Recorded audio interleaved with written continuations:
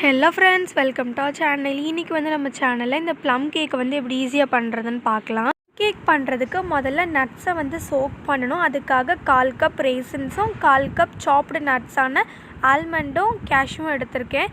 இப்போ இந்த ரெண்டுமே நம்மளுக்கு சேர்த்து 1/2 கப் வரணும். ஏன்னா நம்ம மைதா மாவு வந்து 1 கப் சேர்க்குறோன்னா இந்த நட்ஸ் வந்து நம்மளுக்கு 1/2 கப் வேணும் ப்ளம் கேக்குக்கு.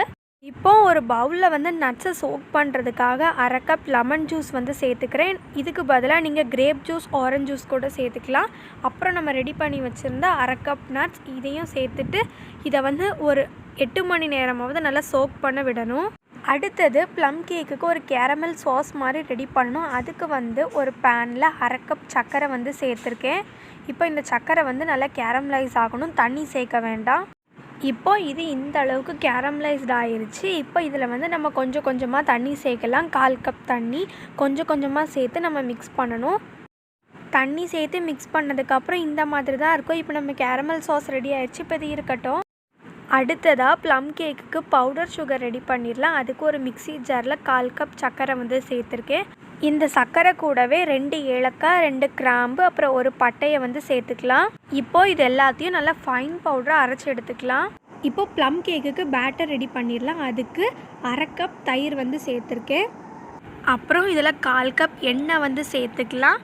அதுக்கப்புறம் ஒரு 1/2 டீஸ்பூன் வெனிலா எசன்ஸும் சேர்த்துட்டு இப்போ இதை நல்லா மிக்ஸ் பண்ணிக்கணும்.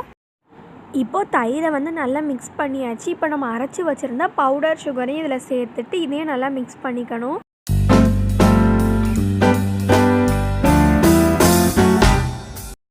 இப்போது இதில் வந்து நம்ம மைதா மாவு வந்து சேர்த்துக்கலாம். அதுக்கு வந்து ஒரு சல்லடை வச்சுட்டு அதில் வந்து 1 கப் மைதா மாவு வந்து சேர்த்துக்கிறேன். கூடவே 1 டீஸ்பூன் பேக்கிங் பவுடர், அப்புறம் 1/2 டீஸ்பூன் பேக்கிங் சோடாவும் சேர்த்துக்கலாம். இப்போது இதில் நம்ம ரெடி பண்ணால் அந்த சுகர் சிரப்பையும் சேர்த்துட்டு நல்லா மிக்ஸ் பண்ணிக்கணும். அப்புறம் கடைசியாக இதில் வந்து நம்ம சோக் பண்ணி வச்சுருந்த நட்ஸை வந்து அதோட ஜூஸோடவே இதில் சேர்த்துட்டு நல்லா மிக்ஸ் பண்ணிக்கலாம். இப்போது நம்ம ப்ளம் கேக் பேட்டர் வந்து ரெடி ஆயிடுச்சு. இப்போ நான் இதை வந்து பேக்கிங் டின்னில் மாற்றிக்க போகிறேன். பேக்கிங் டின்னில் மைதா டஸ்ட் பண்ணிக்கலாம், அப்படி இல்லாட்டி பட்டர் பேப்பர் கூட வச்சுக்கலாம். இப்போ இதில் வந்து இந்த பேட்டரை சேர்த்துக்கலாம்.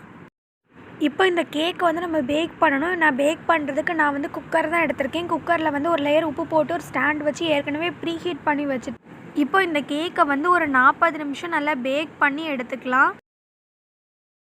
இப்போ நம்ம ப்ளம் கேக் வந்து ரொம்ப சூப்பராக சாஃப்டாக ரெடி ஆகிடுச்சு. நம்ம ரொம்ப ஈஸியாக வீட்டிலே பண்ணிட்டோம். நீங்களும் கண்டிப்பாக இந்த மாதிரி ப்ளம் கேக்கை வீட்டில் ட்ரை பண்ணி பாருங்கள். பாய் பாய்.